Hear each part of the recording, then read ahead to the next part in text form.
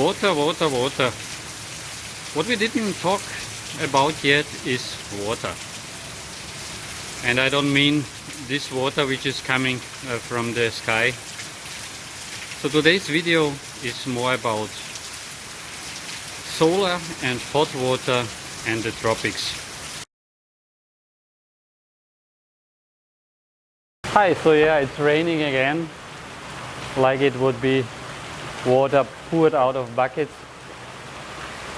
This year's rainy season is pretty intense, so much more than we usually get in July and August.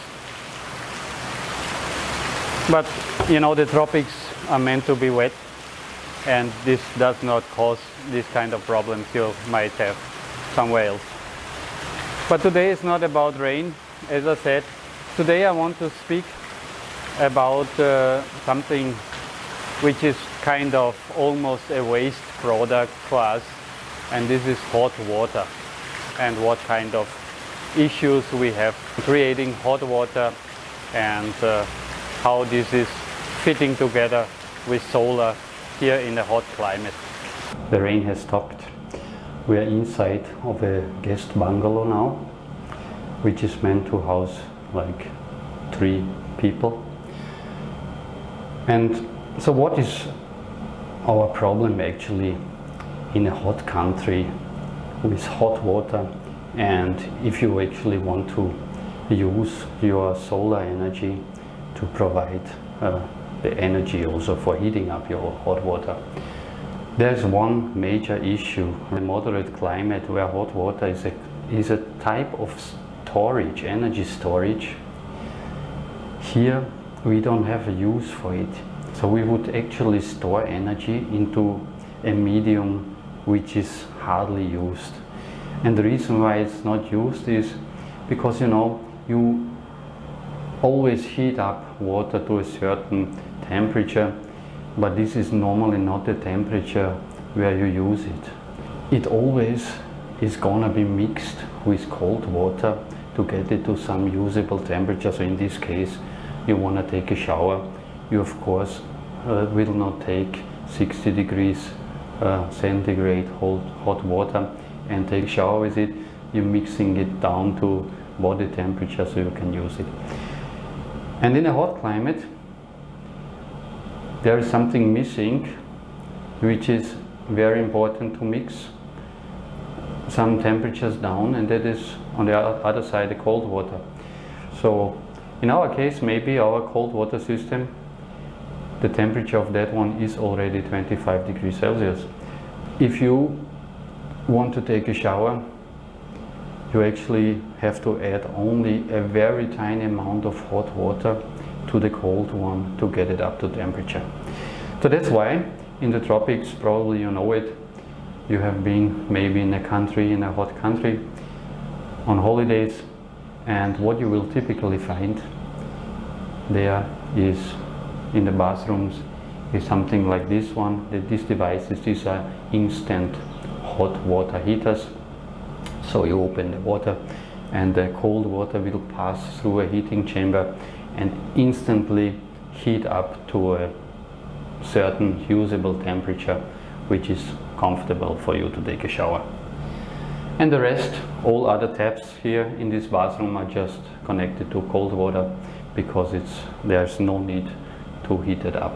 So how do these instant hot water heaters work?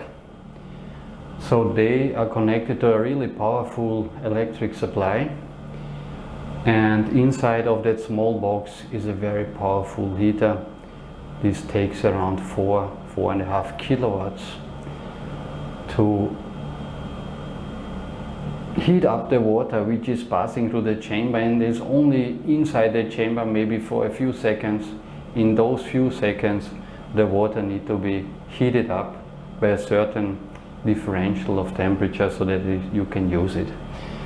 And because the water which is incoming is already 25 degrees, some people would not even need to heat it up. They would like to take the shower already with that sort of temperature because it's refreshing. But these are extremely high pulses of energy and only for a very short time. And everybody who has a solar system knows that something like this is not an optimal scenario. When you have a solar system, you want to have users which are turned on for a very long time and do not use a lot of energy, because you want to keep your available energy used really efficient. Something like this, which is breaking every energy limit of your solar system, doesn't help anything at all, right? You would have to oversize the solar system just to have it there for a few minutes. And the other reason is, when does somebody take a shower? Maybe in the morning, maybe in the evening. There's not even a sun here. So of course, this sort of hot water system is absolutely useless if you have a solar system. So that's why, of course, everybody will immediately say, yeah, why you not use the tank water heating systems? Of course, we have it here in a house which is meant to house maybe 4 or 5 people, and here it makes sense. But still, this device is only 50 liters capacity, so that's about maybe 15 or even less gallons. It does not qualify as a storage medium, right?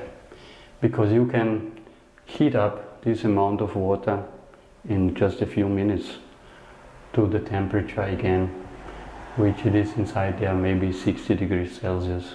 So here in our private apartment we have the hot water tank for the whole main building. And in the main building there's 2 guest rooms, our apartment and the kitchen, which is using hot water, and it's still just a 100 liters hot water tank. So maybe around a little bit less than 30 gallons. What would be the best approach actually to use solar for this kind of purpose and you still get something out of it? Because you have to understand that something like this, a tank with the double piping system, costs much more money than just putting some instant hot water heater somewhere on the wall, of course. And then when you heat up your hot water, then you also of course want to do it at the time when there is electricity from the sun available from your solar system. For moderate climates there is a very clever systems for something like this. You can dump energy into your hot water tank, but this requires also extra electronics, extra devices. This all cost money, and at the end it's about how much do you actually take out again, take back. If I have to give advice how to do it best, is of course, if you have a house, you have a family, you of course use this kind of tank. What you of course need to do is to switch the heating element on just during the daytime when you expect to have a lot of excessive solar energy. So you can do that very simply by using a timer or something like this. If you want to make it great, you would have to look for a device which has a heating element which is maybe only 1000 watts or 1500, right? So you try to use as little energy as possible over a long time as possible, right? So this tank here is actually connected to our battery system, to the AC power wall. And now you could say, oh, this is absolutely weird, right? Because I am storing excess energy into a battery, and later on I'm using it to heat up another storage medium. But I think we only use around 1 kilowatt hours per day to keep the hot water system always ready. So that's doing this during the daytime via a timer. I don't have a lot of panels on this face where this is connected. It's absolutely okay to run it over the battery, because it's just really just minutes which this is then activated again.